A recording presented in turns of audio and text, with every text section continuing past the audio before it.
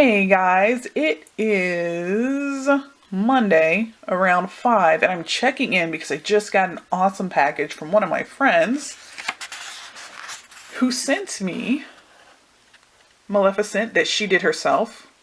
It's brilliant, right? She sent me a print, which I believe was done by Dada. And then she sent me, because she's so awesome, this amazing fantasy creation that features women of color. This artist, who is a woman of color herself, does fantasy scapes with women of color as a feature, and that is sort of a rarity. You don't see that a lot. So we can't remember her name right now because she got it when she went to Dragon Con. If you recognize this print and you happen to know the artist, please let me know their name. Made my Monday a lot better. Good morning, guys. It is about 8:30 in the morning on a Wednesday, and I am up and about and dressed finally. I got my final version of my book back, and I usually celebrate by just sort of relaxing and winding down and reading, but I'm having a really hard time like disconnecting from it right now. So I don't know how reading is going to go, but I'm going to drink my cup of morning coffee and try to jump into something. But before I do that, I want to talk about my experience with Agents of Chaos, which was the Fox Mulder origin story. There were really great things about it that I really enjoyed, and there was sort of that nostalgic value to it when you see where some of the phrases like "the truth is out there" originated with him, and I liked getting a better view of him and spending time with him. But then there were certain things that, like when someone is a young adult and then they have the absent parent syndrome and they're doing things that you're like, I don't know that you'd really be doing that as a senior in high school, but I'm going to go with it because fiction. So I was kind of torn with that, and I ended up being about a 3.5 star. I did enjoy it, and I think I will continue with the series so I get a chance to read Scully's origins, because I think that would be incredibly interesting. So that catches me up with that. And then I also read a graphic novel, which I'm going to grab. Outcast. I went into this blind, and it was like when you're reading it and all of a sudden, holy crap, someone's being exercised. So it was like very dark and gritty, and I'm intrigued by where they're going as far as the plot, because you have a man who keeps being surrounded by people who are possessed, and he possesses a power where he touches them and it has the same effect as sort of holy water, and he's been in denial for a really long time, and you're sort of getting his backstory and flashes of memory. Very interesting. I definitely want to continue and read book 2. It's definitely Halloween appropriate. It definitely fits the season. I've been reading a lot of like spooky, creepy reads, and I'm actually really enjoying it. Earlier in the week, I was working on My Best Friend's Exorcism by Grady Hendrix, and I was having a fun time with the nostalgia because it is set in the 80s, and I was totally like, oh, I remember that. I'm about 100 pages in, and I think I'm gonna do not finish. I hate to do that, but I'm just really bored, and I'm still waiting to launch into the story. In some ways, it does feel like a lot of info dump, because it is just very much, this is what's going on with my family, and this is what's going on with me, and growing pains, and that's not what I was expecting from this book. I'm gonna have to let it go. I might pick it up at a later date. I'm really trying to get better about stopping a book if I'm not interested in it, instead of forcing myself all the way through to the end and then feeling like I could have been doing anything else with my time. So I have been chipping away on this book for probably about 2 weeks, and I think I just have to give up the ghost. It is The Science of Evil by Simon Baron Cohen.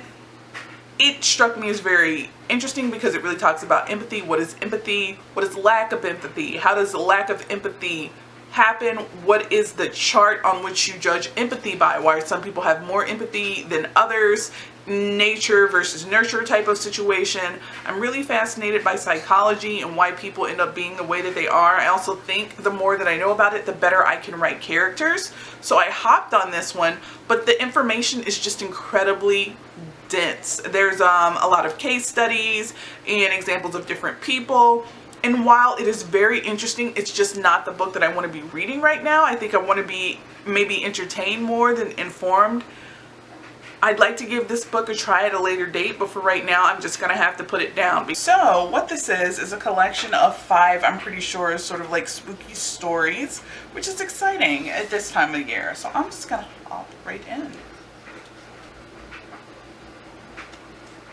The interesting thing about this is all of these stories are set sort of in like the 1800s or another time period.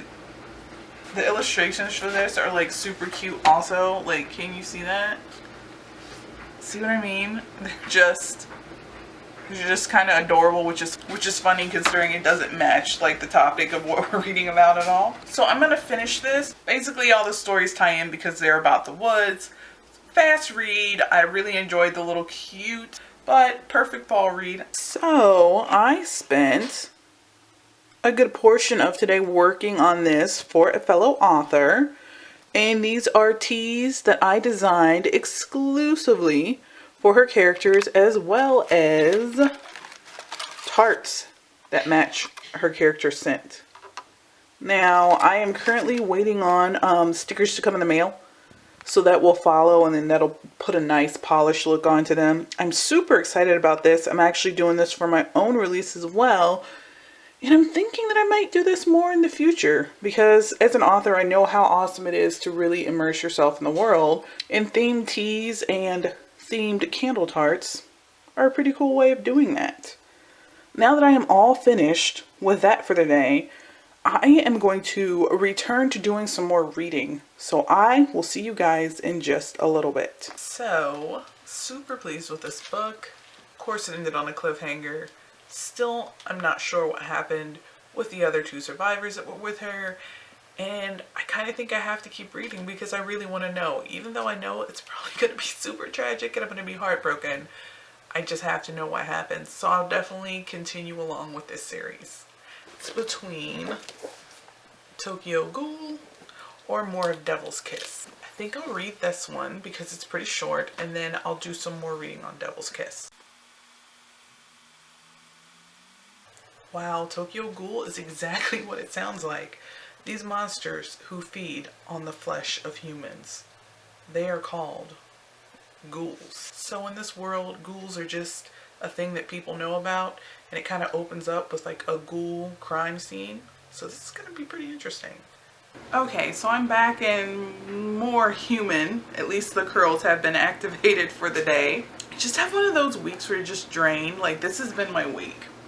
So I did want to do a follow-up with Tokyo Ghoul. I finished this a couple of days ago and I don't think I ever got back. I love this. It was the perfect blend of like coming of age, spookiness, and just a different concept, because in this, ghouls do exist and they do know about them, but they also can look very, very human.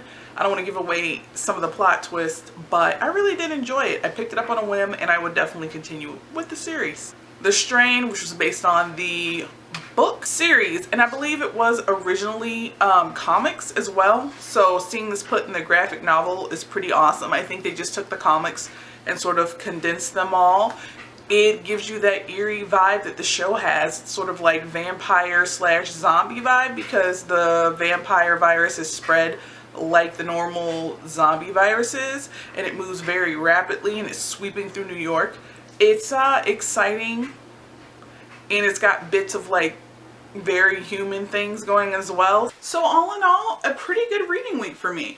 I read 7 graphic novels and 4 new novels, and then 1 reread. I did read Night Play by Sherilyn Kenyon. It's one of my favorite Dark Hunter series books, and it was nice to just sort of revisit with some of my favorite characters. So I'm pleased with that reading week. It definitely was a redemption from the week before where I just sort of couldn't balance work and reading. I know that happens sometimes, but I'm glad to be back on track. And I will see you guys next week with another vlog. If you like what's going on with this, let me know. If you missed the format where it was just sort of the monthly wrap up, I'd love to hear your opinions. For me personally, there were just so many books that I felt I couldn't really do them justice. Whereas with the vlog, it's a lot easier to say what I want to say and not feel like I'm limited by how much time is going on. So that was really my main reason for that switch. Again, I love to hear your thoughts, and I will see you next time. Bye, guys.